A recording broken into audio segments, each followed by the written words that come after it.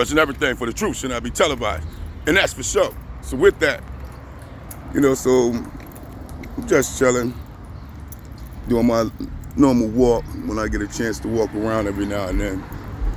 Now, what you're about to see is we in a all-Negro community.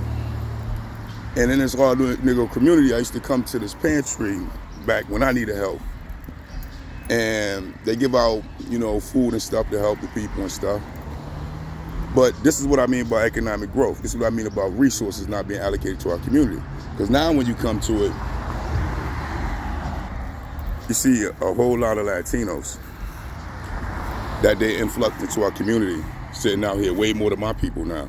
This line used to be pretty much all our people, but it ain't our people no more. And they haven't put more resources in our community. This is all Latinos now. Right here in the heart of a Negro community where we used to get food, and this line used to be a lot shorter,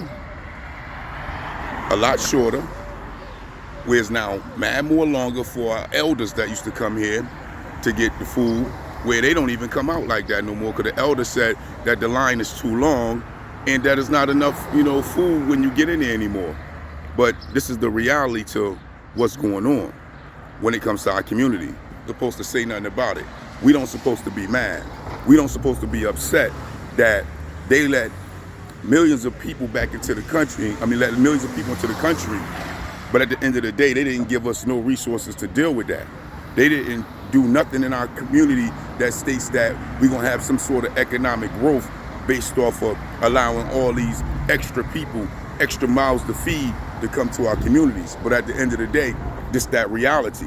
So now we as a people with already lacking resources in our community, getting bare minimum, gotta also feed mad more people at our food shelters when we don't even got no food for our own selves, when we already starving ourselves. That's why we come into food shelters to get food. And at the end of the day, this is what it looked like. This is how it looks. This is that reality. It's now overturned by mad Latinos. And this was done on purpose. This is going to starve us out even more, put our backs against the wall even more. And in turn, what's that's going to breed? Because when you got a whole lot of poverty, like we already in poverty, it's only going to breed more crime based off of this reality.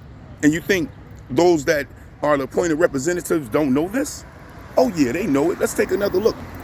As more people come, it's going to get more and more chaotic and more desperate and more violent as the time go on in our community. This is an all Negro community, and what we gonna do? How we gonna survive this rush if we already at the bottom with bare minimum resources coming to us on purpose, dealt by the government, by the federal government, and by the state? And then at the end of the day, this is our reality in our community. Well, until we get reparations, until we get reparative justice to be able to compete with all the other nations that's coming in, that's getting economic floor and getting the resources that we've got bare minimum, we gonna look at ourselves and see ourselves at the total bottom, scraping the bottom, wondering what happened in a couple of years, wondering why our children is growing up more angry and more violent because their situation is more bleaker than what it was 10 years ago. Well, this is that reality.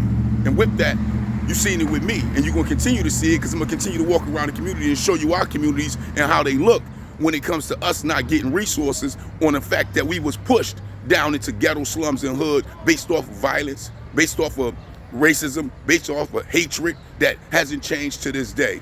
And with that, I just don't get it. I just don't understand it. But that is the question. You let me know. Peace, peace.